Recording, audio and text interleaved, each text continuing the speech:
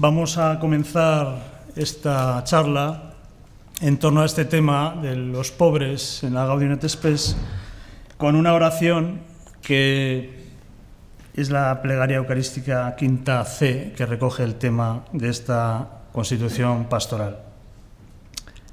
Dios Padre misericordioso, derrama sobre nosotros el espíritu del amor, el espíritu de tu Hijo.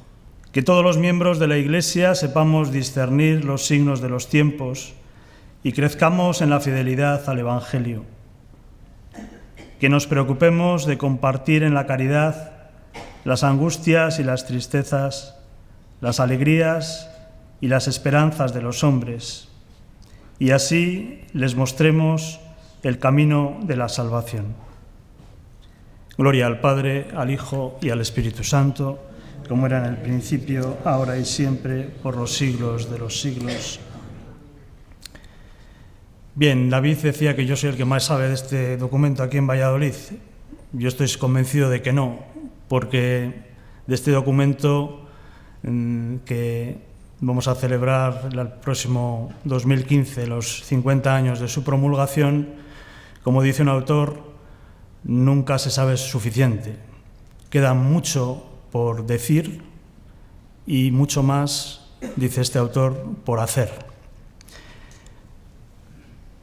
Estamos viviendo con la Iglesia un momento especial. Estamos viviendo un momento histórico, seguramente la renuncia de Su Santidad Benedicto XVI.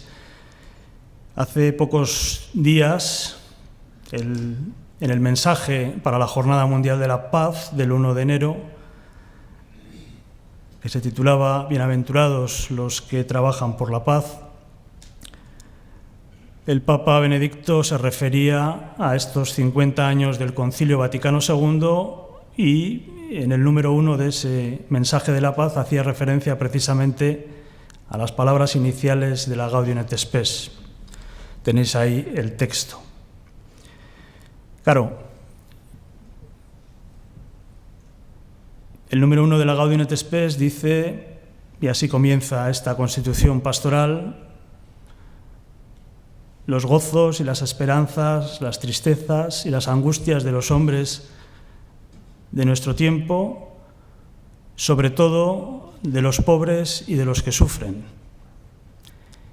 Y en el texto del Papa Benedicto faltaba eso: las alegrías y esperanzas, las tristezas y angustias.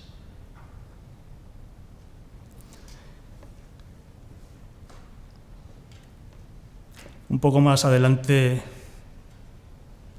se aclaran las cosas, porque esas alegrías, esperanzas, tristezas y angustias de los discípulos de Cristo tienen la mirada puesta de una forma privilegiada, sobre todo de los pobres y de los que sufren. Lo explica el Papa en ese mismo documento un poco más adelante, subrayando la creciente desigualdad entre ricos y pobres. Bien, voy a explicar muy brevemente de qué trata la Gaudium et Spes. Ya sé que muchos de ustedes conocen este documento, lo han leído, pero para refrescar la memoria voy a recordar con este esquema que la Gaudium et Spes tiene una introducción, la condición del hombre en el mundo, y consta de dos partes. Una primera parte más doctrinal, aunque con consecuencias pastorales, en 4 capítulos, los tienen ahí puestos, y una segunda parte más pastoral, más práctica, algunos problemas más urgentes, que consta a su vez de 5 capítulos, que trata de cosas fundamentales para la vida de los cristianos en el mundo de hoy: el matrimonio y la familia, la cultura, la vida económica, la vida política y la cuestión de la paz. También en 4 pinceladas las características más sobresalientes de este documento, podemos considerarlo un documento singular, original, al menos por estos 4 motivos. En primer lugar, porque es el único documento de la Iglesia, el único documento del magisterio conciliar de la Iglesia que se dirige expresamente, en el número 2, a todos los hombres. Después, como sabemos, los pontífices posteriores al Concilio Vaticano II, los documentos del magisterio pontificio posteriores al Vaticano II, ya incluso antes de que terminara el concilio, la Pacem in Terris, estamos celebrando también los 50 años de esa importante encíclica de Juan XXIII, ya tenían un destinatario universal, pero este es el primer documento de un concilio de la Iglesia, un concilio ecuménico, el 21º concilio ecuménico. Este documento de Gaudium et Spes, en el número 2, está dirigido a todos los hombres. También es un documento original por su metodología.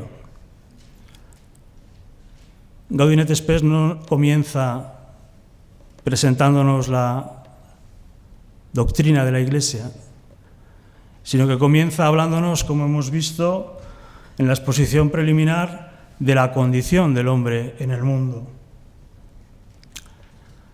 Por lo tanto, sigue un método, una metodología que hasta ahora era desconocida en los documentos del magisterio de la Iglesia, que normalmente acudían a las fuentes de la revelación, al magisterio precedente, y a partir de ahí daban o presentaban una serie de principios o desarrollaban una serie de temas. Mater et Magistra es una encíclica, como saben, sobre la Iglesia. Es el primer documento del magisterio pontificio que no solamente utiliza este método, sino que lo explica. Y es, no por casualidad, después de la Sagrada Escritura, la encíclica Mater et Magistra, el documento del magisterio más citado en la Constitución Pastoral Gaudium et Spes. También es un documento original, singular, por su proceso de elaboración. La Gaudium et Spes trata de un tema, la Iglesia en el mundo de hoy, que no estaba previsto tratar en los esquemas que se prepararon para el Concilio Vaticano II. Es un documento querido expresamente por Juan XXIII. Fue el Papa Juan XXIII el que quiso que no solamente el Concilio Vaticano II tratara de la Iglesia hacia adentro, de los problemas de la Iglesia, de la constitución de la Iglesia pueblo de Dios, sino que también hablara de la Iglesia ad extra, es decir, de la relación de la Iglesia con el mundo en el que vive, en el que está presente. Incluso su nombre no estaba claro, no se sabía cómo se iba a llamar. Algunos hablaban del esquema sin nombre. Se le fue dando o fue adquiriendo preponderancia la denominación esquema 13, porque se fueron reduciendo el número de esquemas, de 70 que había preparados, pasaron después a ser 20, después 17, al final se quedaron en 16, que son los documentos que se aprobaron, y este era el número 13, y por eso el esquema 13. Algunos, precisamente porque su tema era un poco complejo, le llamaban así un poco irónicamente el Arca de Noé. Como habéis visto, el esquema trata muchos temas. Pero seguramente lo más original, lo más singular, lo que hace que este documento sea realmente singular, es que se trata de un documento inacabado. Esto también es algo que no había pasado nunca, ¿eh?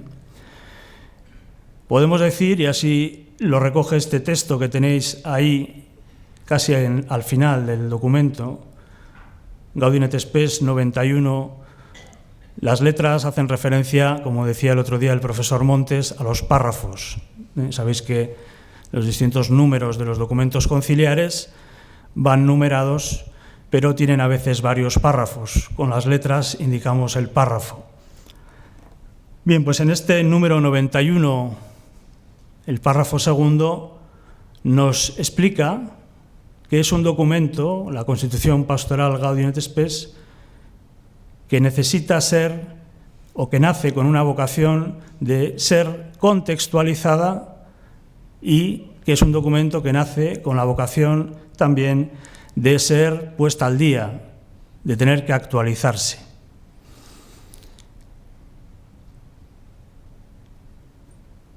Lo voy a leer para que nos fijemos, porque creo que esto es realmente algo que hace de este documento. Algunos han dicho, es que la Gaudium et Spes habla de los años 60, eso ya se ha pasado de moda. Algunos han dicho que es un esquema eurocéntrico, es decir, lo hicieron sobre todo pensando en Europa. Precisamente aquí nos dice que eso no es importante, porque este es un documento que hay que seguir aplicando, que hay que seguir inculturando. No voy a hablar mucho de este tema porque el próximo día el profesor Antonio Verdugo va a hablar sobre la evangelización y las culturas. Dice así, perdonad que lo lea, no voy a leer muchos textos, pero este creo que es importante que lo tengamos presente. Está casi al final del documento, que por cierto también, no sé si lo he dicho, es no solamente la Constitución más larga del Concilio Vaticano II, sino uno de los documentos más largos, más extensos de todo el magisterio conciliar de la Iglesia.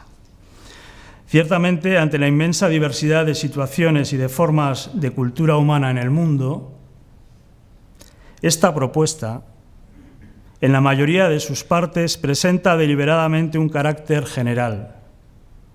Más aún, aunque proclama la doctrina ya recibida en la Iglesia, dado que se trata no pocas veces de realidades sometidas a incesante evolución, deberá ser todavía continuada y ampliada. Me parece que es un clarísimo ejemplo de realismo de lo que deben ser los documentos de la Iglesia. Las verdades recibidas, el depósito de la fe, pero siempre presentado en distintos contextos espaciales y también teniendo en cuenta que las realidades cambian, que las circunstancias de los tiempos cambian. Bien, y pasamos ya, termino con esto la presentación, explicar brevemente un término que aparece en el título que he querido dar a la exposición, que es el término mundo. En el número 2, párrafo segundo de la Gaudium et Spes, se nos dan distintas acepciones de lo que quiere decir mundo. Constitución pastoral sobre la Iglesia en el mundo de hoy. Bien, ahí se nos dice o se hace referencia a que podemos entender la palabra mundo, la noción de mundo, desde muy distintos ángulos, desde una perspectiva puramente cosmológica o geográfica, la Tierra. Podemos entender también lo mundano, las realidades materiales de las que necesitamos servirnos.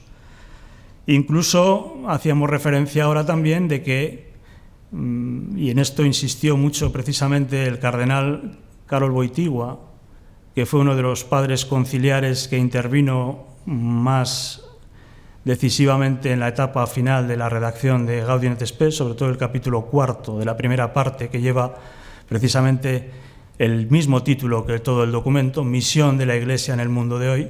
Bien, pues hubo una célebre intervención del cardenal Karol Wojtyła hablando sobre el mundo, y él insistía mucho en que de todas esas nociones, el mundo del que tenía que hablar la Iglesia es el mundo de los hombres, con toda su diversidad, con toda su complejidad, pero el mundo de los hombres.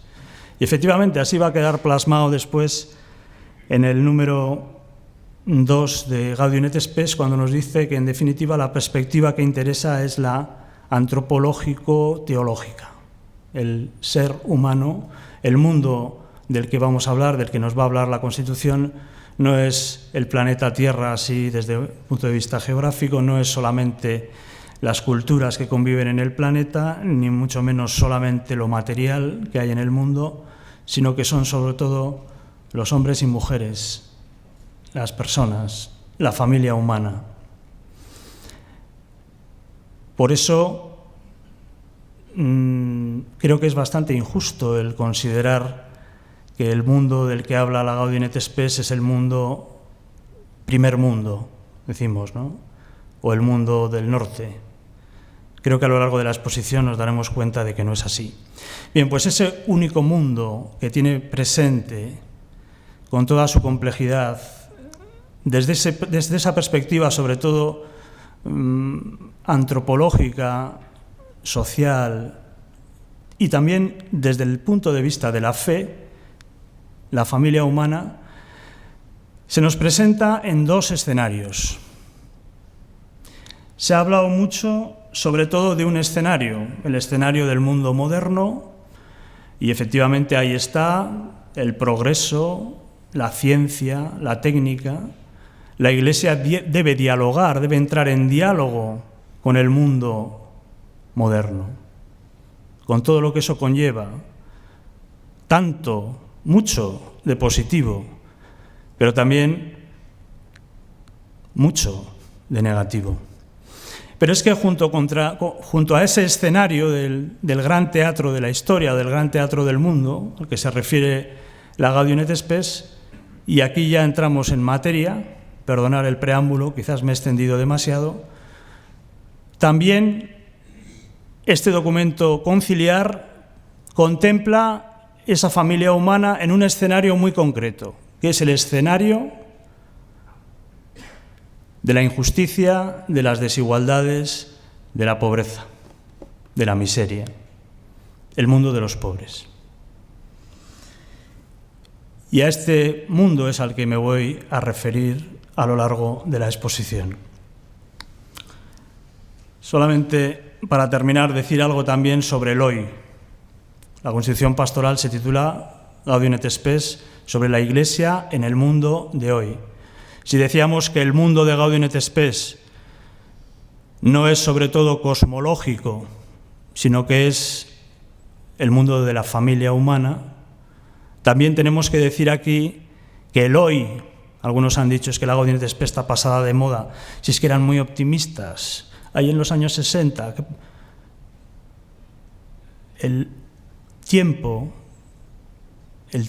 hoy de la Gaudium et Spes tampoco es cronológico.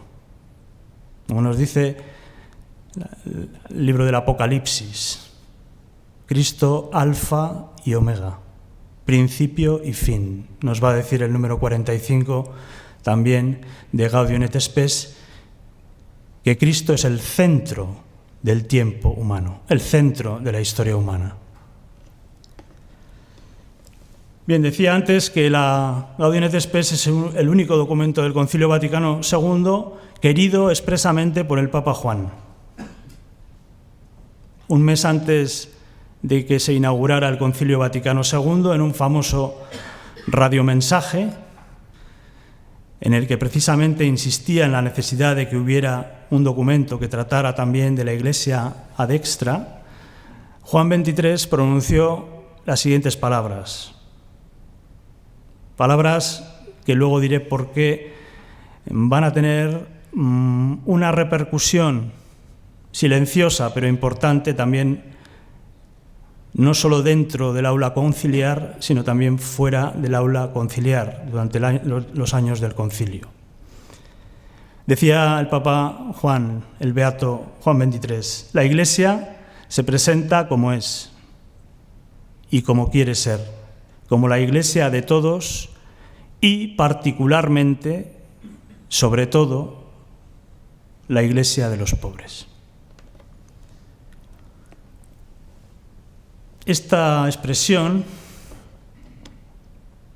yo no soy muy latinista, ni mucho ni poco, pero me han dicho que significa así, sobre todo, particularmente, especialmente, es decir, que destaca dentro de una idea algo que se quiere poner de relieve.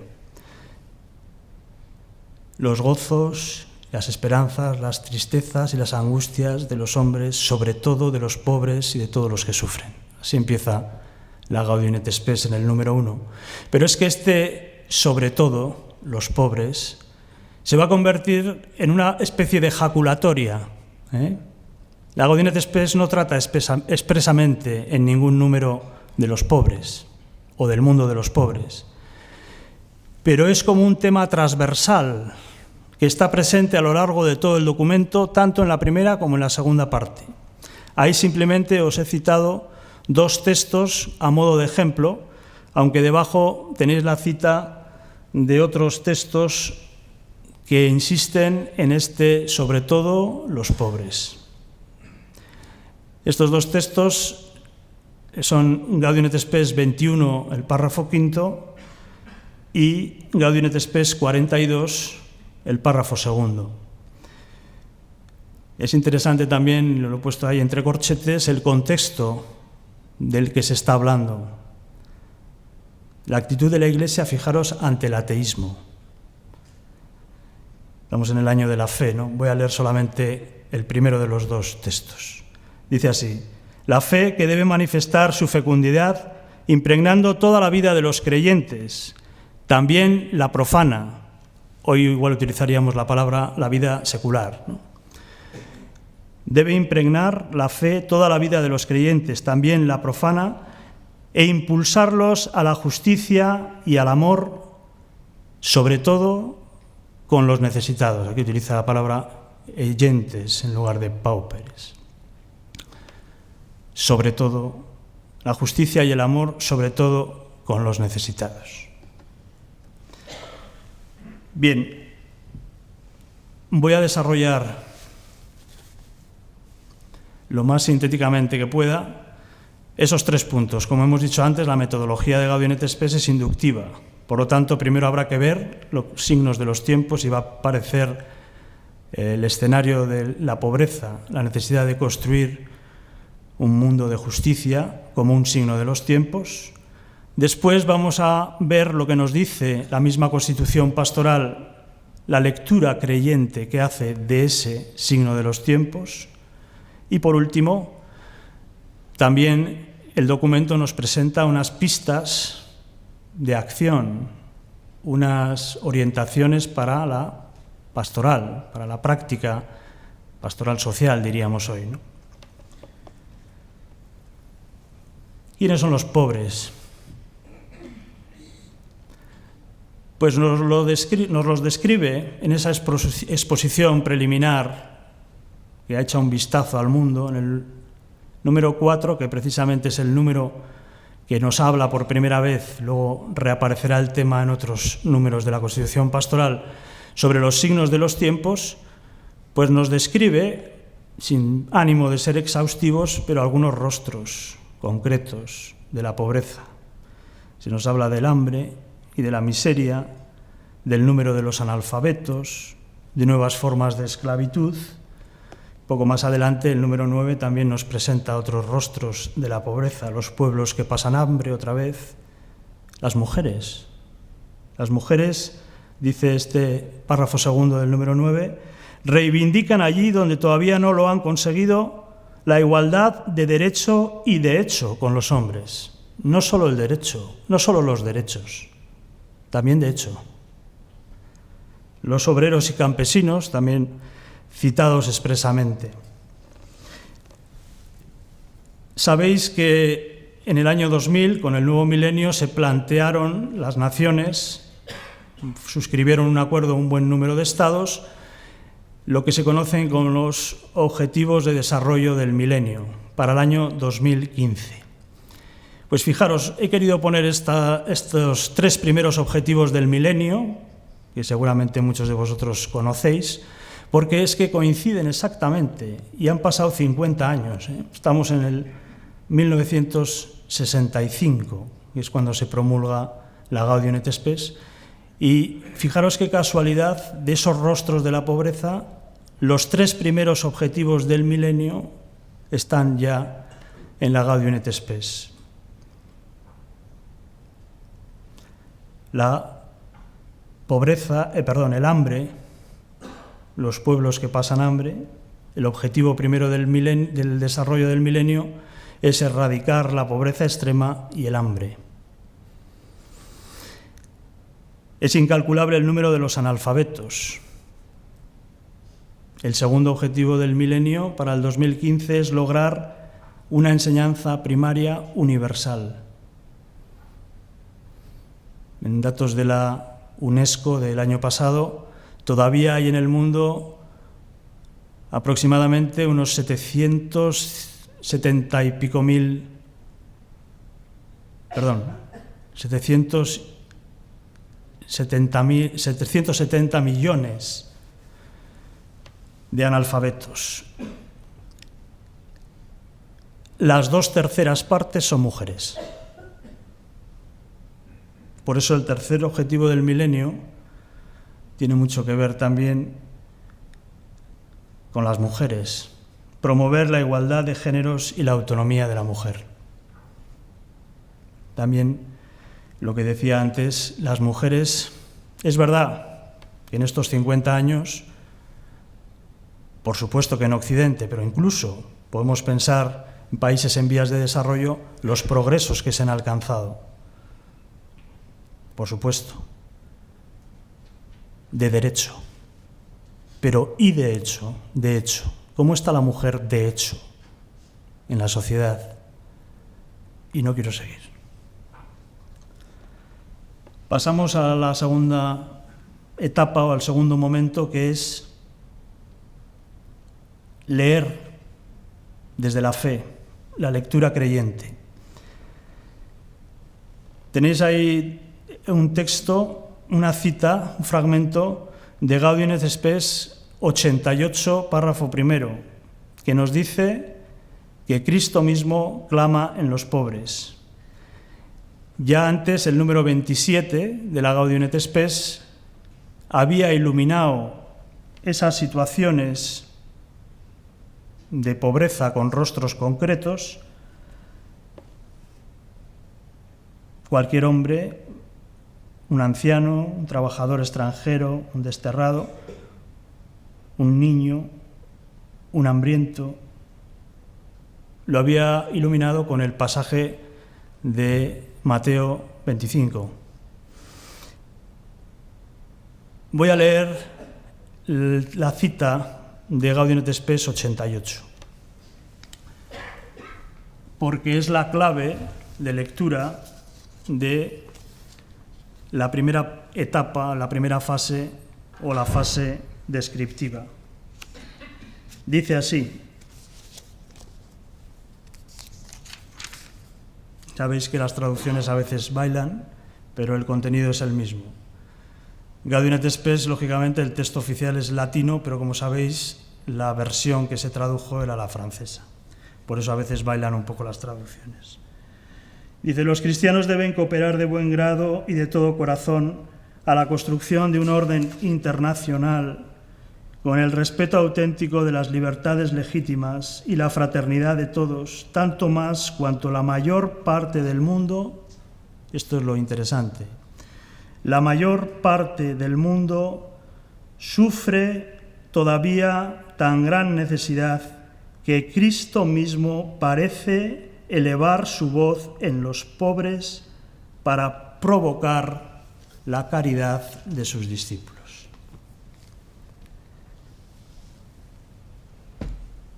Bien, Y no se queda ahí la cosa. Una vez que hemos leído El mundo de los pobres, por supuesto lo estoy haciendo muy resumidamente, ¿no?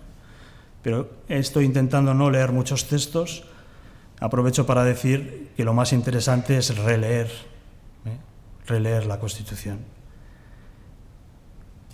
Y es interesante que cuando podíamos esperar que de este tema del mundo de los pobres el capítulo que más nos hablara fuera el capítulo sobre la vida económica, y por supuesto que habla también de los pobres, pero he querido destacar el último capítulo, el capítulo que trata de la paz, porque en este capítulo es donde la Constitución Pastoral nos ofrece más indicaciones de la acción, del compromiso práctico, pastoral por los pobres. Ahí tenéis algunos de los números de este capítulo quinto.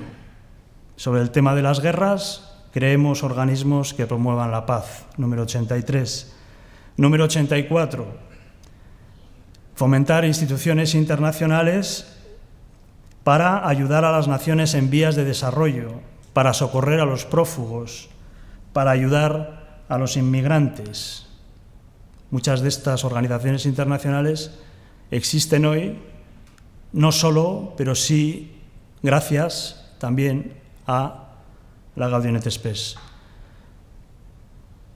Un tema de actualidad, el comercio justo, pues está ya en el número 86 de Gaudium et Spes, párrafos segundo y tercero. Y un organismo, empezaba la charla hablando de la Jornada Mundial de la Paz, sabéis que ya Pablo VI creó, precisamente a partir de este número 90, párrafo tercero, de Gaudium et Spes, la pontificia, entonces era Comisión de Justicia y Paz, hoy este dicasterio es ya un consejo pontificio, por lo tanto los papas sucesivos, Juan Pablo II ya lo elevó de rango, me parece que en el año, o Pablo VI al final del pontificado. La Comisión Pontificia, el Consejo hoy Pontificio, Justicia y Paz, tiene como finalidad, como veis ahí, fomentar la justicia en todas partes, juntamente la justicia y el amor de Cristo hacia los pobres.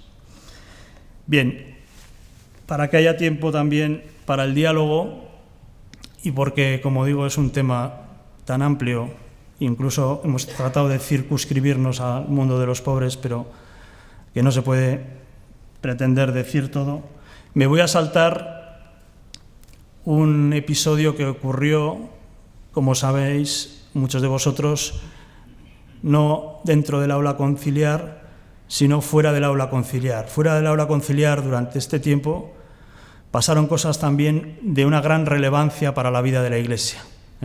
Los textos se hicieron en el aula, pero fuera del aula se reunieron los obispos, como en este caso el grupo que celebró la Eucaristía en el mes de noviembre, casi acabando el concilio de 1965, y que suscribió el que se conoce como el Pacto de las Catacumbas. Ahí tenéis algunos de los puntos, eran 13 puntos que suscribieron un buen número de obispos al acabar el concilio sobre el tema de la Iglesia de los pobres al que había hecho referencia el beato Juan XXIII. Tampoco voy a hablar de otro episodio, aunque sí lo voy a citar de pasada, que es el grupo de 20 mujeres que precisamente cuando se estaba tratando el capítulo quinto sobre el tema de la paz, 20 mujeres, un grupo internacional de mujeres que se encerraron, con permiso del Papa Pablo VI, en un convento de Roma y estuvieron ayunando durante 10-12 días para pedir, para orar por la paz, cosa que imitaron en muchos otros países. Me voy a ir ya a las conclusiones. ¿Qué podemos decir sobre este tema de lo visto? En primer lugar, algo que me parece muy importante. La Iglesia desde siempre ha tenido como una tarea propia la caridad, la asistencia. Gaudium et Spes nos recuerda que junto a esa dimensión asistencial irrenunciable, que la Iglesia tiene que seguir practicando, atender al que lo necesita en donde está, en el momento, pero junto a esa atención de los efectos de la pobreza, la Gaudium et Spes nos recuerda que hay que también preguntarse por las causas y que hay que trabajar por las causas. Estamos celebrando también en este año 63 un acontecimiento importante que fue la marcha sobre Washington. Entonces he querido traer también aquí la figura de Martin Luther King al respecto de la dimensión política en el sentido, vamos a decir, público, ciudadano, no necesariamente la política esta de parlamento, ¿no? Esto fue una marcha ciudadana, como sabéis, por la paz, contra la discriminación racial, ¿no? El famoso discurso de Martin Luther King en el Capitolio, ¿no? En Washington.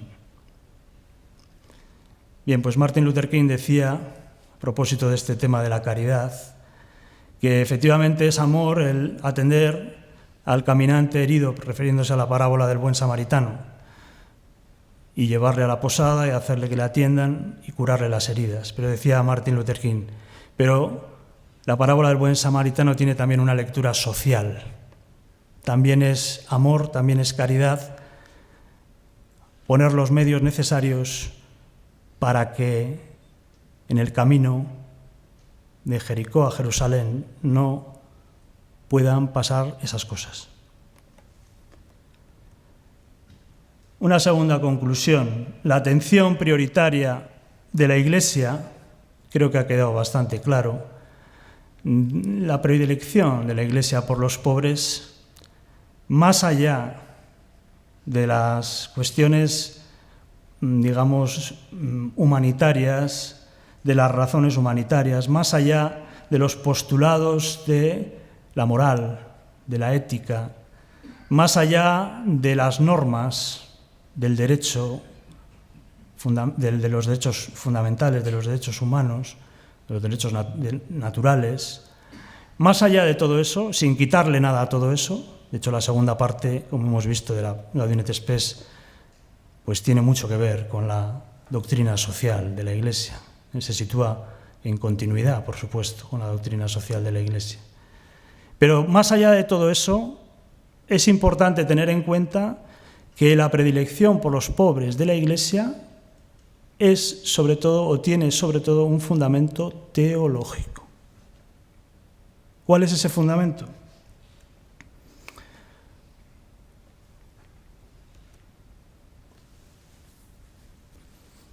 Ese fundamento no es otro que Jesucristo. La opción por los pobres es una opción por Cristo. No hace falta que los que estamos aquí, la mayoría por lo menos de los que estamos aquí, que somos cristianos, no hace falta que nadie nos recuerde que la opción primera de un cristiano es por Cristo. Lo que sí hace falta quizás que de vez en cuando recordemos es que esa opción por Cristo incluye indisolublemente, necesariamente, la opción por los pobres. ¿Por qué? Porque Jesucristo se ha identificado con ellos. El texto de Mateo que cita el concilio y que hemos visto antes, no dice cada vez que lo hicisteis con uno de estos que estaba desnudo, que estaba enfermo, es como si me lo hicisteis a mí. No dice es como.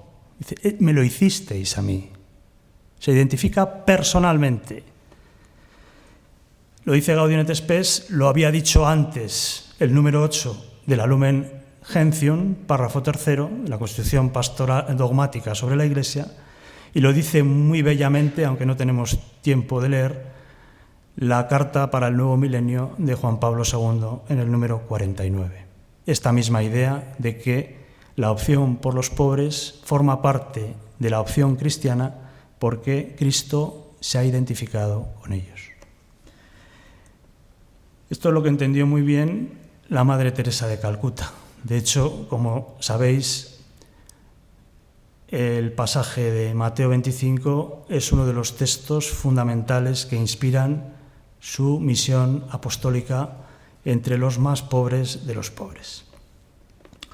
Y bien, y la última conclusión, también muy importante, junto a ese fundamento cristológico, la Constitución Gaudium et Spes, al presentarnos el mundo de los pobres, nos está invitando también a sacar las consecuencias eclesiológicas. Apunta, creo, hacia un aspecto de la eclesiología del Concilio Vaticano II en el que la Iglesia, fijaros, se reconoce a sí misma como universal, como una santa, católica y apostólica, precisamente en su misión preferente, privilegiada, predilecta, predileccio, entre los pobres. Y hemos tenido frutos. Gracias a Dios, esto ha dado frutos. Ahí tenéis un texto de un hombre, vamos a celebrar el próximo día 24, dentro de un mes, 33 años de su asesinato. Bueno, pues un mes antes, un hombre que no le gustaba nada los halagos, se prestó a este acto en la Universidad de Lovaina y dijo lo que tenéis ahí escrito.